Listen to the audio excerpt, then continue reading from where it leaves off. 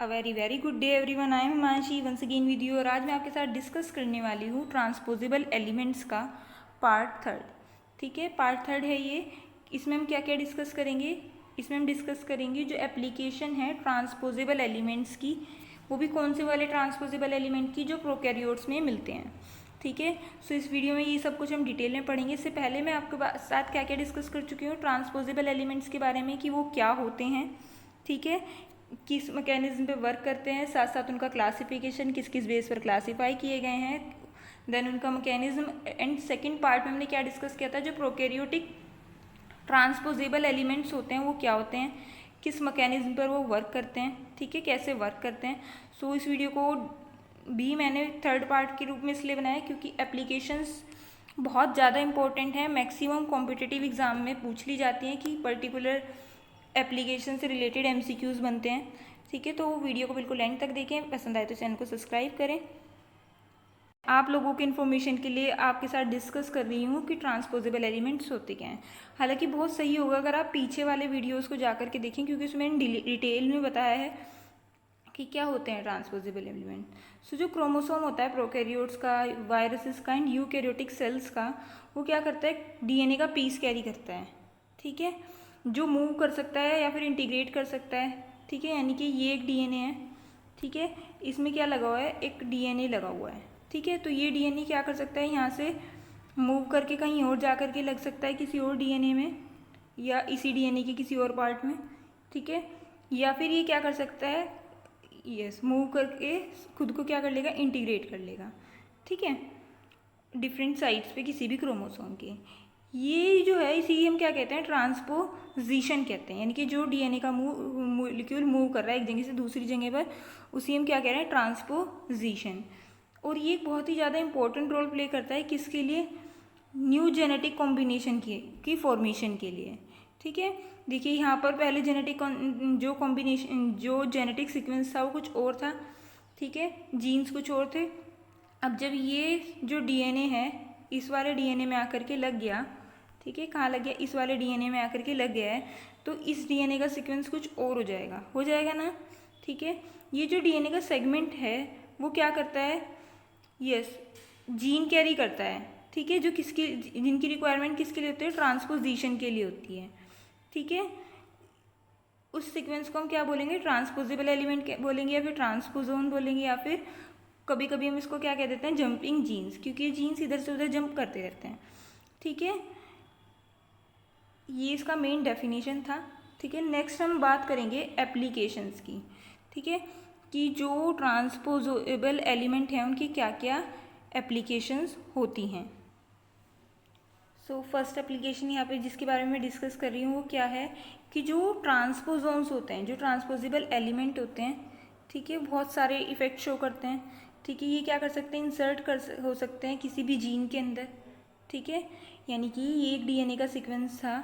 ठीक है, यहाँ पे आकर के किसी और डीएनए के सीक्वेंस से ये इतना पोर्शन निकल जाए, ठीक है, जो कि ट्रांसपोजेबल एलिमेंट हो, और वो जाकर के इस वाले डीएनए के साथ लग जाए, तो इसमें इंसर्ट होकर के इसकी कंपोजिशन बदल देंगे ना। ठीक है, तो ये क्या कर सकते हैं, ये इंसर्ट हो जाते हैं किसी भी जीन के अंदर। ठीक है, जिससे क्या हो जाता है, म्यूटेशन हो जाता है, या फिर डीएनए क्या हो गया, स्टिम्युलेट हो गए। ठीक है, डीएनए का मतलब जो रीअरेंजमेंट है एक तरीके से वो स्टिम्युलेट हो जाएगा। और क्या कर सकते हैं, डिलीट कर सकते हैं कोई भी जेनेटिक मटीरियल के पर्टिकुलर सीक्वेंस को। ठीक है, because they carry stop codons and termination codon. ठीक है, क्या इनमें स्टॉप कोडोन भी है, टर्मिनेशन कोडोन भी है।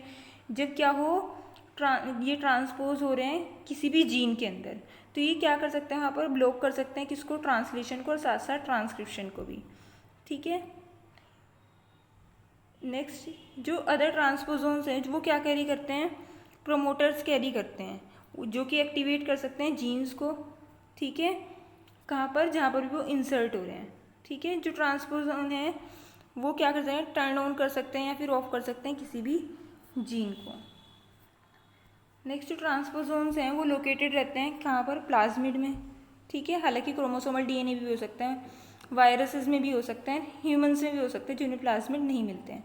तो ये जो ट्रांसपोजोन्स हैं, बैक्टीरिया के केस में बात हो रही है, कहाँ पर लोकेटेड रहते हैं, प्लाज्मिड में, और पार्टिसिपेट करते हैं such process as plasmid fusion, ठीक है, जहाँ पर भी प्लाज्मिड का फ्यूज़न हो रहा है उन वाले प्रोसेस में ये क्या करते हैं, पार्टिसिपेट करते हैं, ठीक है। Insertion of plasmid into chromosome and plasmid evolution, ठीक है। कहाँ किस किस की चीज़ में, कि जो पहले तो जो प्लाज्मिड है, ठीक है, कई बार क्या होता है, हम एग्जांपल ले लेते हैं यहाँ पर कॉन्जुगेशन का, ठीक है। क्या हो रहा है, सपोज ये यहाँ पर ट्रांसपोजेबल एलिमेंट लगा है ये, ठीक है, तो कॉन्जुगेशन के टाइम पे ये मूव करेगा, ठीक है। तो ये कॉन्जुगेशन के टाइम पे जब मूव कर रहा है तो एक तो ये इस वाले बैक्टीरिया में जा सकता है, ठीक है, साथ ही साथ क्या हो सकता है, ठीक है, प्लाज्मिड दूसरे किसी और प्लाज्मिड से अगर वो उसके जेनेटिक मटेरियल में, यानी कि ये वाले बैक्टीरिया, ठीक है, अपने क्रोमोसोम को ट्रांसफ़र कर सकता है इसके प्लाज्मिड में, या फिर क्या होता है कभी जैसे HFR फॉर्म होता है तो उसके क्रोमोसोमल DNA में भी जा सकता है, ठीक है, या फिर साथ साथ ही किस में पार्टिसिपेट करता है, प्लाज्मिड इवोल्यूशन में, ठीक है। रोल है जो ट्रांसपोसोम्स का किसमें, प्लाज्मिड के इवोल्यूशन में, इज ऑफ पर्टिकुलर नोड, ठीक है। जो प्लाज्मिड है वो क्या कंटेन करता है, बहुत सारे टाइप के ट्रांसपोसोम टारगेट साइट्स, ठीक है, यानी कि जहाँ पर क्या हो सके, ट्रांसपोसोम्स आकर के लग सकें। देयरफॉर जो ट्रांसपोसोम्स हैं वो फ्रिक्वेंटली मूव करते रहते हैं प्लाज्मिड के बीच में ही, ठीक है, यानी कि कभी यहाँ पे ये पूरा प्लाज्मिड है तो ये क्या करेंगे, कभी इस साइड पे आकर के लगे, कभी इस साइड पे, कभी इस साइड पे, है ना, तो कहीं पे भी वो मूव कर सकते हैं क्योंकि यहाँ पर क्या लगे हुए हैं, ट्रांसपोसोम टारगेट साइट, यानी कि वो जगह जहाँ पर प्लाज्मिड क्या जो ट्रांसपोजेबल एलिमेंट है आकर के लग सकते हैं। Of concern is the fact that many transposons contain antibiotic resistant gene, मैंने डिस्कस कर चुकी है जो कंपोजिट ट्रांसपोसोम्स होते हैं, है ना, हमने डिस्कस किया था, वो क्या करते हैं, एंटीबायोटिक रेजिस्टेंस जीन कैरी करते हैं। तो बहुत सारे जो प्लाज्मिड में लगने वाले ट्रांसपोसोम्स होते हैं वो क्या करते हैं, एंटीबायोटिक रेजिस्टेंस जीन कैरी करते हैं। तो ये क्या कर सकते हैं, मूव हो सकते हैं एक प्लाज्मिड से दूसरे प्लाज्मिड में, ठीक है।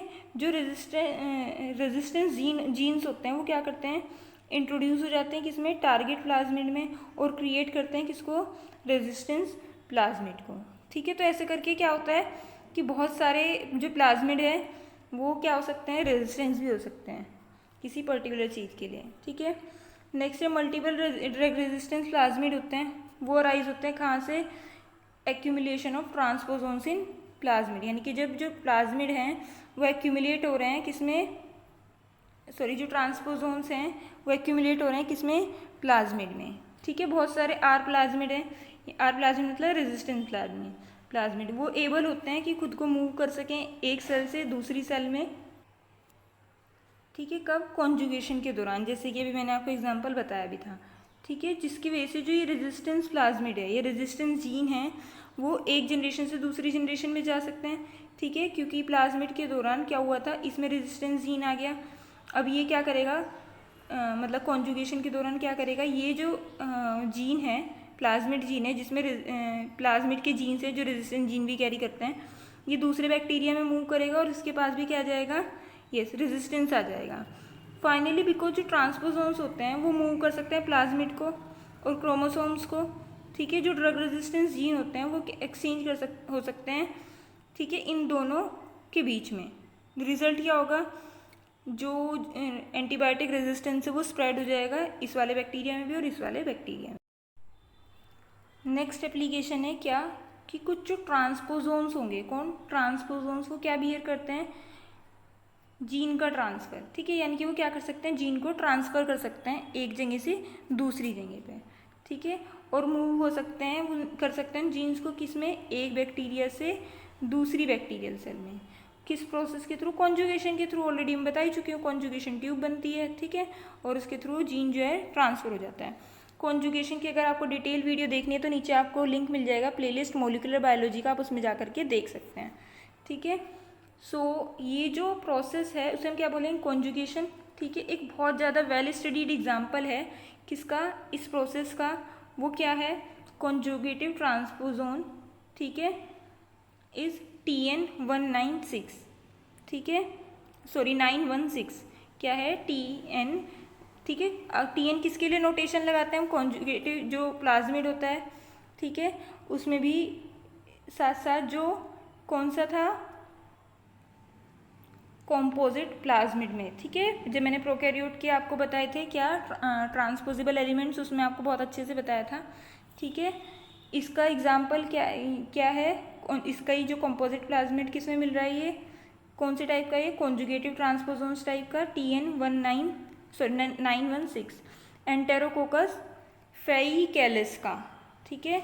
ऑल्दो जो ये है TN916 can not replicate autonomously, यानी कि खुद से रेप्लिकेट नहीं कर सकता है, बट ये क्या कर सकता है, ट्रांसफ़र कर सकता है खुद को एक किससे, जो यानी कि एंटेरोकोकस फेइकैलिस है, to a variety of recipient, बहुत सारे रिसिपिएंट्स में, और साथ साथ इंटीग्रेट कर हो सकता है किसमें, इनटू देयर क्रोमोसोम, उनके क्रोमोसोम में, ठीक है। क्योंकि क्या कैरी करता है, कुछ जीन्स कैरी करता है किसके लिए, टेट्रासाइक्लिन रेजिस्टेंस के लिए, और ये जो कॉन्जुगेटिव ट्रांसपोजोन्स है ये क्या कर सकता है, ड्रग रेजिस्टेंस को भी साथ साथ क्या कर सकता है, स्प्रेड कर सकता है।